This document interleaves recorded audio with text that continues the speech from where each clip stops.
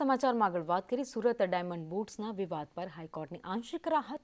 સુરત કોર્ટના આદેશ પર ગુજરાત હાઈકોર્ટે આપી વચગાળાની રાહત। ગુજરાત હાઈકોર્ટે 27 ડિસેમ્બર સુધી સ્ટે આપ્યો છે। 16 ડિસેમ્બર સુધી પૈસા ભરવા સુરત કોર્ટે આદેશ આપ્યો છે। તો 100 કરોડ ભરવા મુદ્દે સુરત કોર્ટે આદેશ કર્યો હતો।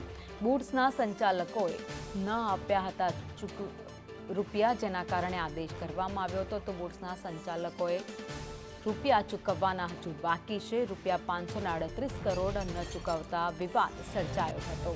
તો ડાયમંડ બૂટ્સ શરૂ થયા તે પહેલા જ વિવાદમાં સપડાયું છે।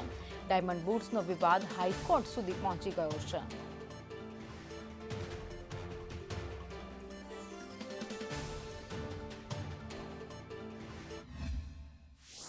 અમને નામદાર હાઈકોર્ટે કોર્ટે સ્ટે આપી દીધો છે અને 27 ડિસેમ્બર સુધીમાં અમારા જે કે ડોક્યુમેન્ટ છે અમારે રજૂ કરવાના છે। હાલ પૂરતો સ્ટે મળી ગયો છે। ડાયમંડ બૂટ્સ વર્લ્ડનું જ્યારે લાર્જેસ્ટ બિલ્ડિંગ એટલે નામચીન બિલ્ડિંગ છે, ત્યારે એક પણ રૂપિયો કોઈનો ખોટો કાપવાનો નથી અને ખોટો આપવાનો પણ નથી।